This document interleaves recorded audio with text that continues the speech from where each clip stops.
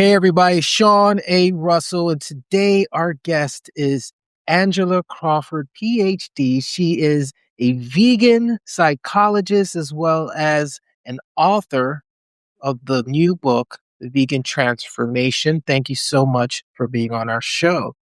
Well, I'm really honored to be here and really glad to be talking with you. So, everything we're talking a little bit before we started recording, and everything that you were saying resonates with where I'm personally going in my journey and the conversations that I have. Most of those conversations are post recording on our podcast that we've done over the years, and we always hit the same themes. And I feel like what you were discussing in your book, or what you just discuss in general, is in line with the real conversations I'm having. And I'm so excited to dive into this with you today. Great. Well, me too. So let's go ahead and get started with just giving us some background about you. I have a thing we call the vegan origin story. So maybe start there and then we can make our way into the tofu and potatoes of this conversation. So what is your vegan origin story? Yeah. Well, it started for me with first becoming vegetarian. I wish I'd become vegan a lot quicker in the journey, but that did take a while. But becoming vegetarian was when my eyes opened, and that started because I had seen a program on PBS that happened to feature a segment about workers in a meat processing plant. And the workers, many of them were immigrants and were having frequent injuries because of the nature of the work they were doing. And their employer was discouraging them from seeking treatment or taking time off work, or they might lose their job and their livelihood. And as I watched the program, it didn't show any gory details, but it showed just enough about the situation for the workers that it got me thinking more about how my food got to me for the first time.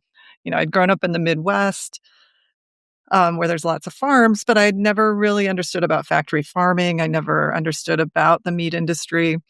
So just that little glimpse got me thinking. And so I just felt uncomfortable with what I'd seen and wasn't sure I wanted to support an industry that would be like that.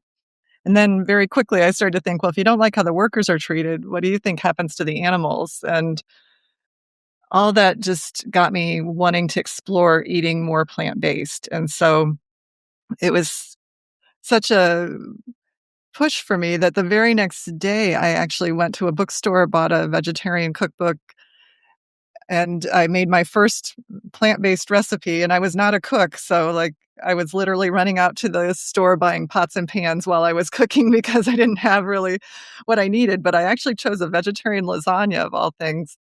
And it wasn't a super complex recipe, which helped, but, it had artichokes and red pepper and spinach. I always remember that because of the vibrant colors, and it was really enjoyable actually to make it, and the people I shared it with, my, husband, then boyfriend, and his family all loved it, and I began reading.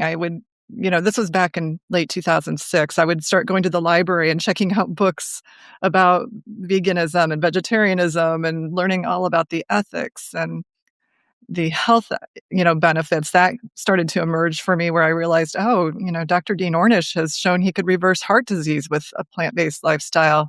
I have a family history of heart disease that's pretty strong.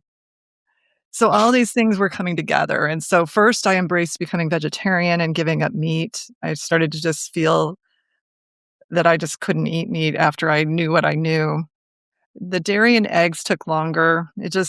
I think, actually it took quite a bit longer. I cut back on them and I really was reading up on the nutritional aspects of what I ate and trying to choose as healthy of a version of a plant-based diet as I could. But I still was having dairy and eggs until a little over 6 years ago. And just something really clicked for me then. I'm not sure. I think it was just like inner growth where I just wanted to be more true to myself and not just go along with what was easy in terms of society because, everybody around me was eating all these other things. So, if I was eating it with friends or family, there'd be pizza with cheese on it. So all those things, I just finally decided I needed to commit to my values, and I really made myself learn more about the dairy and egg industries and other industries that exploit animals, and it just made me ready that I needed to embrace it fully, and for all the reasons. And so it's kind of interesting, Sean, because once I became vegan, it sort of opened up all these new doors for me. Vegetarianism was good. It made me feel more at peace in certain ways, but going fully vegan, I just started to see the interconnections between what I ate and so many things, the planet, all these sentient beings, and then human health. As a psychologist, I was working with people, some of whom had health issues, and I just knew that a lot of these health issues could be better if people knew that eating plant-based, especially whole food plant-based, could, really help a lot of the issues people were struggling with. So I just felt like it was time that this actually become part of my I guess my it was part of my purpose now to share this with people because I felt just so many people are not really getting this information. There's so much confusing information out there. So that led to me starting down this journey of being vegan and then bringing it into what I do professionally and eventually this book that I now have coming out. So before we get to the book, we've got the background and understanding of your why and you finding that purpose, which is something I speak into a lot. And that's part of I make up part of my journey of discovering myself. So I love the fact that you're looking at it from a holistic perspective because it for me, and I see this in the community as well, because I've done equally as long as I've been vegan, I've been doing work on myself in that space. And there's so many overlaps. And that's why I always focus on the compassion side of it. But we'll get back to that for a little bit. With what is your background? If your educational background, what do you do for profession? I know I mentioned you're a psychologist, just so people have that context, and then we'll go into the vegan transformation. Sounds great. Yeah.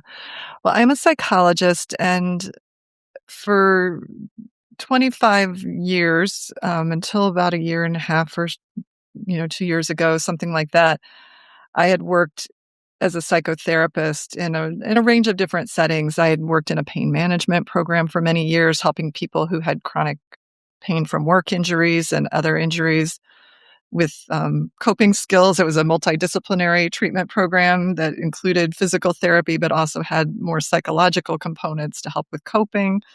And then I went more into private practice where I worked with a range of different things like stress management and trauma, anxiety, depression, relationships.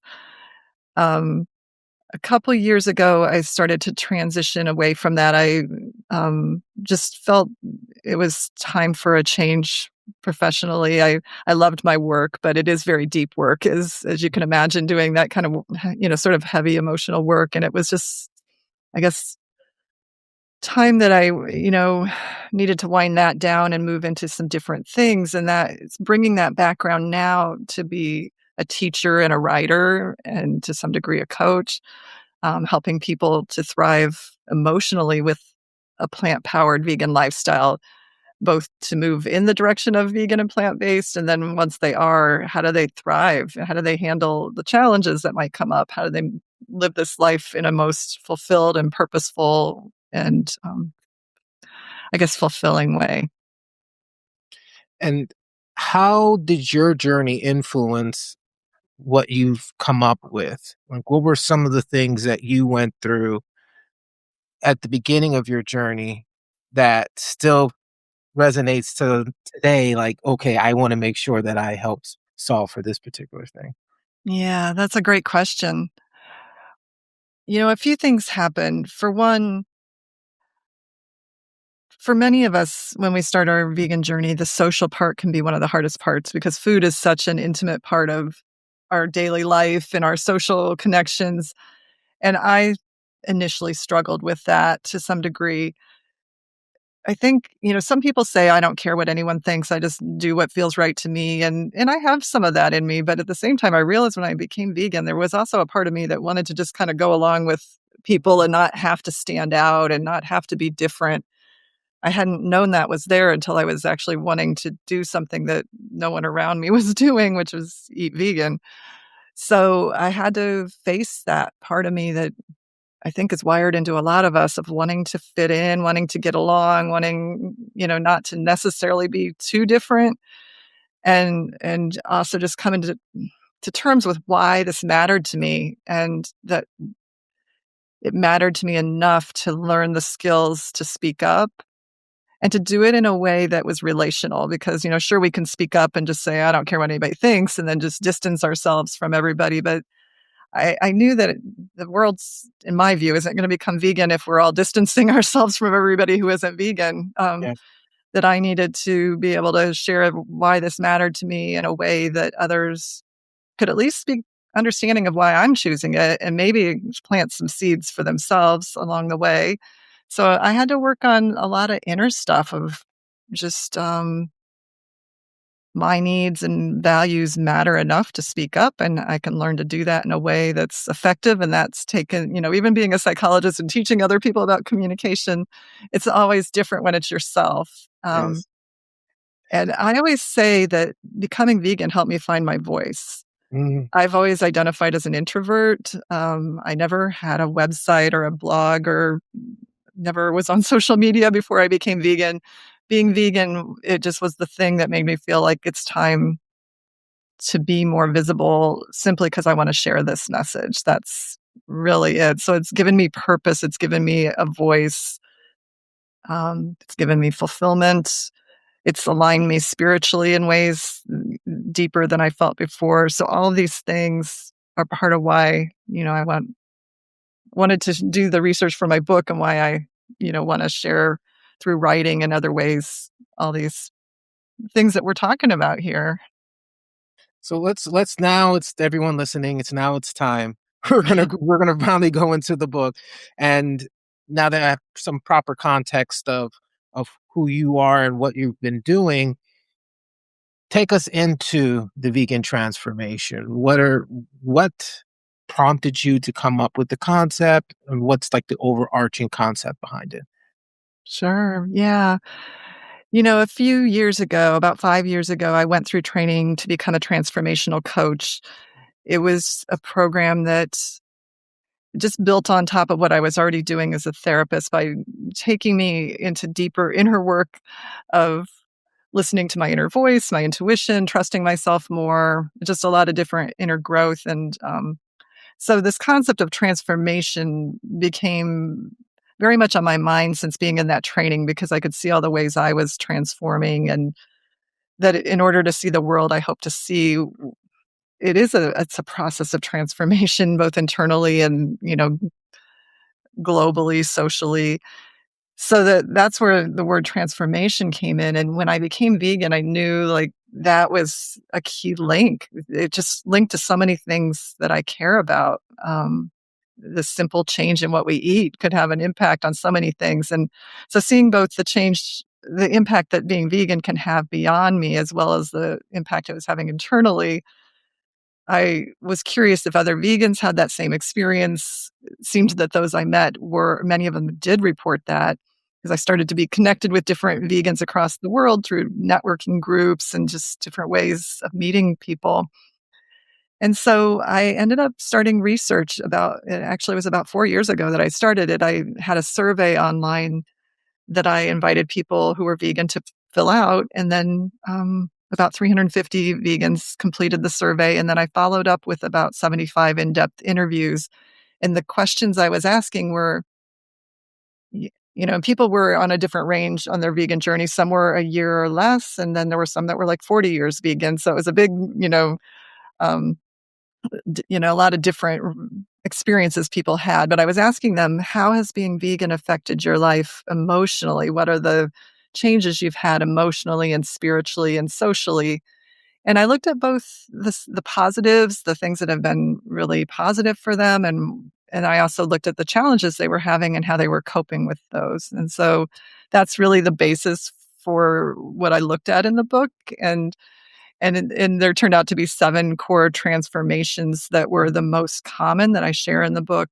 And then there's also a section for more the coping piece of it, like how do we handle the parts that are challenging sometimes? Mhm. And so I wanna touch on something that you said in the lead up to, talking about the book and the transformational work that you've done.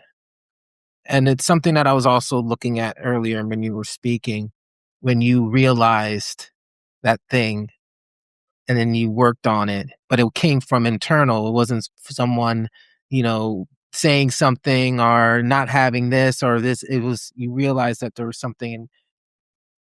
For me, that is one of the most profound realizations that I had in my life when I went through, it sounds like a very similar program, and to the point where I stayed in that world for 7 years, because every time that I did the program, every time that I attended a session, I was a different version of the person that I'm always am. It's just unlocking different layers of it. How how does that make its way into the vegan movement? Because I feel like there's so much happening, and and and not pointing fingers, not saying anyone's bad or wrong, because we all get to show up perfect, whole, and complete, and be the beautiful beings that we are. And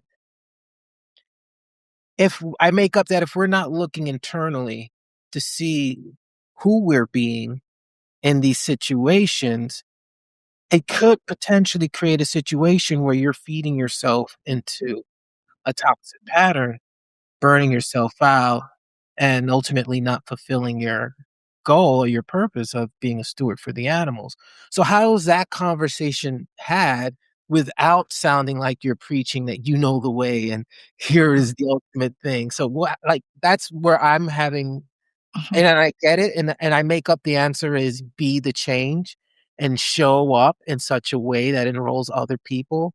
And when you're leading a community and a movement, I feel like there's another level to that.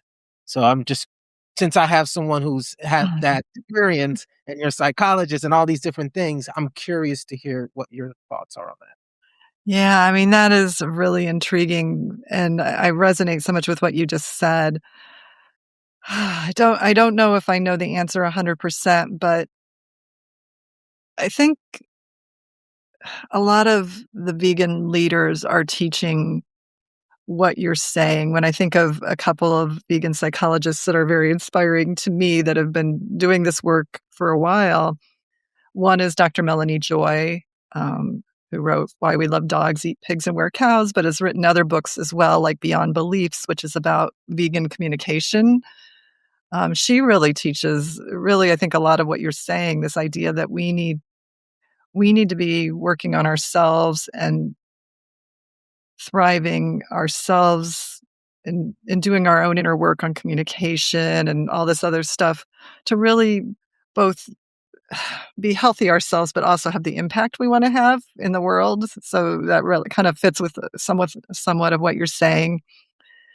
Um, and there, Claire Mann, who wrote the book Dystopia, The Anguish of Being Vegan in a Non-Vegan World, she also teaches about us doing our inner work and healing those areas of trauma in us that, because sometimes it's traumatic to learn about what happens to animals, and it can leave us in a negative space for sure, because we have an awareness that maybe other people don't have by looking deeper at what happens. And so our own inner healing work on so many different levels can be so important for us to not get burned out, as you say, and for us to truly have that effect that we want to have in the world, to be the change we want to see, as you're saying. So I don't know that there's an easy way, but it's just encouraging people, like, if for no other reason that, if you want to be effective, include yourself in your circle of care and your circle of healing, because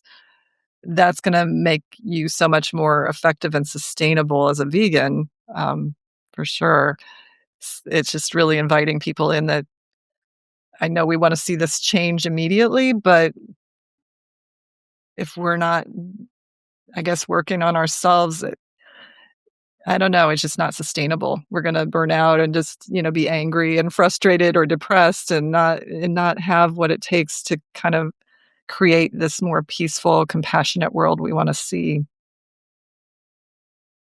And I know I may have derailed it a little bit from the conversation of the book, but definitely let's take us back in that direction and maybe give us some takeaways. I know you went over some of the things that you're going to be talking about and once they Mhm. read it, but what are some takeaways they can walk away in this podcast? Yeah, definitely. Well, to continue on first with what we were just talking about, which is talked about in one of the latter chapters in the book, is this idea of including yourself in your circle of care as a vegan and just, one, finding tools that help you take care of you. I think that is one piece in this whole puzzle of thriving as a vegan. So that can be making sure, like, if you love nature, you get time in nature, getting all your exercise, trying to eat some of the healthy versions of vegan food, so at least your body's getting nourished. And so just definitely making sure that you include yourself in your circle of care. So that is just one takeaway. And I have, different additional tips about that in the book, but having vegan support is one part of that. Podcasts like this are great because you realize you're not alone and there's other people experiencing some of the same feelings. So first takeaway is just wherever you are in your vegan journey, whether you're new, whether you're exploring it, or whether you're a longtime vegan, include yourself. You also are a sentient being. So don't leave yourself out of the mix. So that's one. But also, I want to share, I think that there's a lot of positives that come from this lifestyle. And so, how do we nurture those positives? And one of the positives that so many people reported to me when I did my interviews was that being vegan, it aligns you with core values in ways that it makes you feel more free, or it can at least when you live this lifestyle. And that's what a lot of people were saying is like, I'm much more peaceful because I didn't even realize I was living out of alignment with my values like compassion and all of that. Now here I am living aligned with this, and I'm actually freer and more peaceful and more content, I guess, just because this is really aligned for me. So, and there's several other positives that I list in there, but they all kind of stem from that values alignment. It's feeling more fulfilled, feeling more purposeful, feeling more connected to others that share those same values, but the values alignment was the underlying theme that really, I think, made all the other transformations possible. Wow, and that's so true for me. Like, just bringing it back to my experience to personalize it so people can do the same for themselves. It's looking at the little things.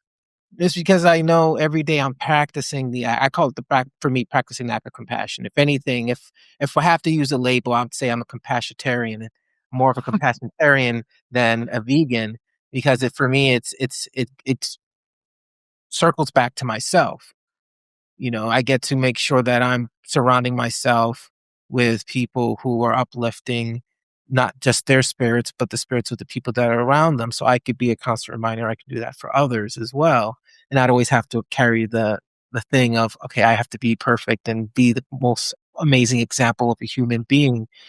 And so I kind of lost track of what I was talking about, but yeah, I think it goes back to. Alright, I completely lost the train of thought there.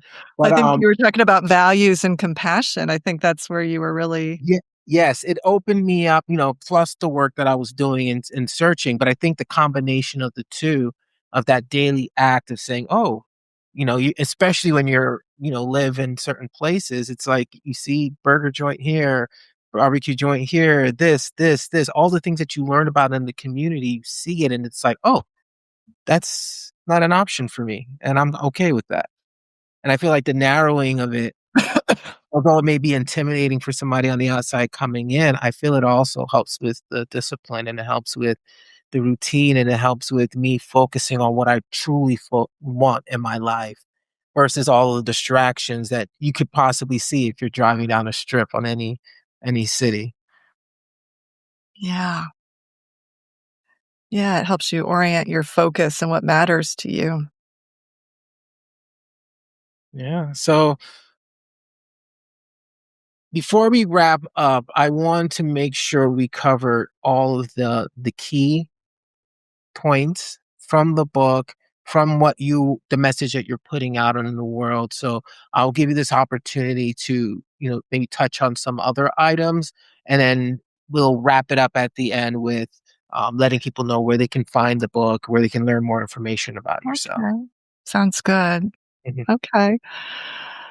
Well, I wrote the book thinking of those who are curious about a vegan or plant-based lifestyle, including several people in my life that might be interested but not fully sure that they're ready for it.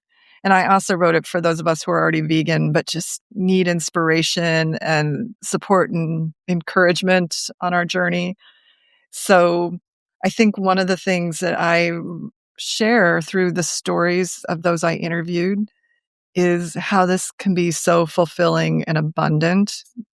When, I wasn't vegan, I thought it would be restrictive, as a lot of people think, and as it's turned out, it opened up all these doors to the kinds of food I eat, as well as to my as we have been talking about so far, to my inner growth as well. Once you're willing to look at certain things and not block them off, it just opens up a lot, internally, because now I'm willing to look at how my food gets to me and to, make different choices, and it opens up other things as well. So the book will share, some different core transformations that people might experience on their vegan journey. Some of the ones we mentioned already were the values alignment and compassion, expanding our compassion, but there and the purpose, we've talked about that. There was also a health empowerment piece for some people that even if they hadn't become vegan for health reasons, maybe, one person, for example, I interviewed, it was for compassion that she became vegan, but her fibromyalgia ended up healing within a month of being fully plant-based. She didn't expect that. That just unfolded. And many people I interviewed had some amazing physical healings that led them to feel more empowered over their health, that, I'm not just at the mercy of medications, even though there might be a time for that. It's just there's other choices that we have and that we have more power than we've been told. And another transformation is the spiritual one. Mm. I was surprised by how many people told me that I now feel more at peace spiritually. I feel more in line with my ethics. I now feel a connection to all of life and all of nature in a way I hadn't before, because now that I'm not consuming products of violence, which basically when we eat animals, that is, I just now can see like how I'm connected with all of nature. So that was just something I hadn't really expected to hear, but it came up quite a lot. So these are just some, I guess I just want to share, like, yeah, it can be challenging to eat differently than everyone around you, but you can learn the tools for doing that. And I do touch on that in my book. But even more so, there's so much fulfillment from just being aligned with our values and our compassion and all these different things that unfold from it that we might not even expect. And I guess the last thing to add is, as you're exploring all this, I share the stories of people who had these different experiences, but I also have exercises for you, the reader, to engage with it yourself. What are your values and how are you living them? And all the different areas, there's exercises and questions to reflect on to see where you fit with these different areas. So it kind of fits with that self growth you and I have been talking about, Sean. Nice. And then where can people find more information and get a copy of the book?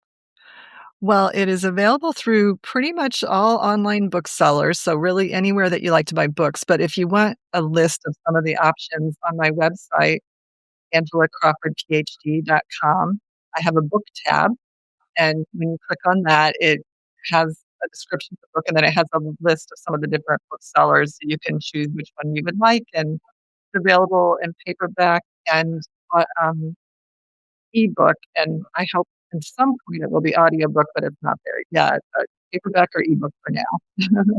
Okay. And I don't know what happened, but the audio is changed a little bit for you. It's sounding a little Hmm. bit muddy. It happened, Huh. I think, just when you were describing the last thing you said. Did You it want me to say something again? I'm not sure Yes, if it's it got is better it just better now? yes. Okay, maybe I bumped the microphone or something. Yeah, if you wanna say where you can get it again, because just Uh, that part sounded like that. okay, sure. So if it sounds okay now, I'll go ahead and do that. Um, yes, you can, go to my website, angelacrawfordphd.com, and click on the book tab and scroll down. There's a list of several different booksellers. Just choose the one you like, and it's available in paperback or ebook right now. And the last thing I'm gonna have you do, actually gonna be 2 more things. One is going to be a final message. It doesn't have to be about the book, doesn't have to be about anything specific. I call it a moment from the heart, and you Okay. just share what's on your heart. And then the last is a technical thing. It just you're gonna do a bump for me, so I can use it in the episode. So it would sound like, "Hey," as myself, "Hey, this is Sean Russell from Lasaris Media, and I'm with Vegans Explore." So you would just be the first part of that. I'm Okay. Angela Crawford from the Vegan Transformation, author of the Vegan Transformation, and I'm with Vegans Explore. But after O you do your moment from the heart, I'll prompt you for that. I'm just giving okay, you yeah, just remind me when to say it, I'll be happy to say it. and I'll cue up the moment from the heart. And then the final segment that we have, we like to close off the podcast with you delivering the final word. And we call it a moment from the heart where you could drop from that head space to that heart space and just share what's showing up for you. And the floor is yours. Wow. Well, I love the idea of us expanding our circle of compassion. So, for those of you that are very compassionate for others, but not yourself, it does mean including you. And then for those of us that are just starting to consider other sentient beings, it means choosing to learn more about those other sentient beings and expanding compassion to them. And it also means including our fellow human beings who might be in different places on their journey and might not see things exactly as we do, but expanding compassion for whatever has led them to be where they are in their path. And how do we bring people together? How do we all move towards this more compassionate world that will benefit all of us and certainly benefit all the sentient beings in our planet? So, just inviting people to see where you need to expand your compassion a little bit and just standing with you as you do that.